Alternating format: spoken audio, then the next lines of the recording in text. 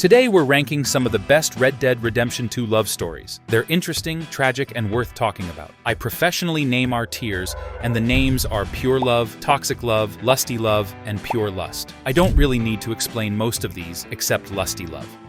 Lusty love means the love and the lust are on the same level. That's just my own definition. Like they say, make your own rules. Alright, let's get into it.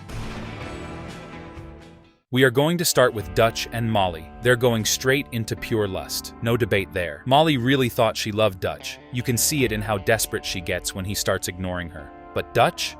He never really cared. For him, Molly was just something to show off. Someone to warm his bed when he felt like it. He'd sweet-talk her one minute, then forget she existed the next. Honestly, I don't think Dutch ever saw her as anything more than a distraction. And the funny part is, Molly actually thought she was special to him. Meanwhile, Dutch is out there giving big speeches about loyalty and family while treating her like yesterday's news. And we all know that Dutch's first love interest was Miss Grimshaw, and he cheated on her, but she was still in the gang, so it's not hard to imagine Dutch dragging her into some weird arrangement too. The whole thing was messy, selfish, and had nothing to do with real love. It was just ego, power, and hooking up behind the curtains. So yeah, pure lust, no real love, just Dutch being Dutch, and threesome with Grimshaw. Next up, Abigail and John. I'm putting them in toxic love, and I mean that in the most relatable way possible. These two are basically like my parents, always arguing about something, yelling, threatening to leave, but deep down, you know they'd never really walk away. Abigail's always on John's case about not stepping up, not being responsible, disappearing for days. And honestly, she's not wrong. But John? He's stubborn as hell, hates being told what to do, and somehow that just keeps the fire going. They fight, they make up, they fight again, rinse and repeat. It's like their own messed up love language. The thing is, for all the shouting matches and slammed doors, they do love each other. Abigail would have packed up Jack and left him in the dust years ago if she didn't. And John, for all his flaws, keeps coming back to her and Jack no matter how far he runs. He could have ditched that life, stayed out there with Dutch forever, but he didn't. He always tries to fix it, even if he's terrible at showing it half the time. They're messy, they're loud, but that's the point. It's real. They're not pretending. They're not playing at being perfect like some tragic old lovers. They're just trying to make it work, even when they're both terrible at it. And in the end, John really does step up. He builds that ranch, tries to give Abigail and Jack a normal life, even though the man can barely hold a hammer without cussing at it. He's not perfect, but he tries, and that's why she stays. So yeah, toxic love, no question. Yelling one minute, holding each other the next, probably traumatizing Jack.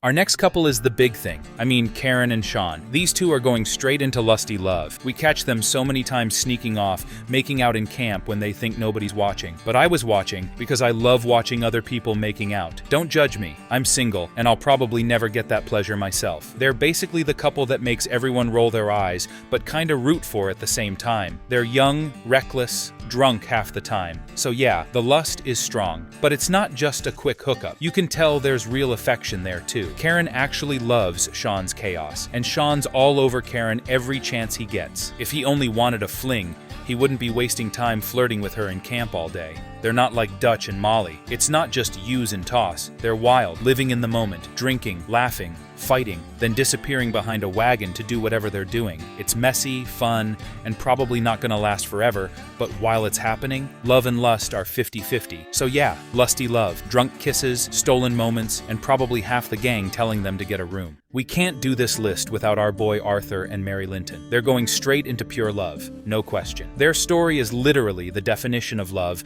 that just wasn't meant to be. They loved each other. You can feel it every time they see each other again. But Arthur was an outlaw, and that life was never gonna let him just settle down and be a normal man. When they were young, they probably dreamed about running away together, but Mary's family absolutely hated Arthur. Her parents couldn't stand the fact that he was an outlaw. In their eyes, he was never good enough for their precious daughter. Meanwhile, on Arthur's side, it wasn't much better. Tilly, Miss Grimshaw, and even Mary Beth didn't really like her either. They thought Mary was just gonna break Arthur's heart or drag him away from the gang. Everyone was against them, and the saddest part, they both knew it. You can see it when Mary asks Arthur for help. She still loves him, he still loves her, but they're standing on two sides of a line that neither of them can cross. Arthur could never be the man her family wanted him to be, and Mary could never truly accept the life Arthur chose. So instead, They just hold on to what they had, even though it hurts. No drama, no games, just two people who really loved each other but couldn't have a normal life because of who they were and where they came from. It's honest, it's tragic, and it's probably one of the biggest reasons Arthur is so protective of John and Abigail. He didn't get that ending, so maybe he hoped they would. I don't even have a joke for this one because I'm so damn emotional now. Rest in peace, Arthur.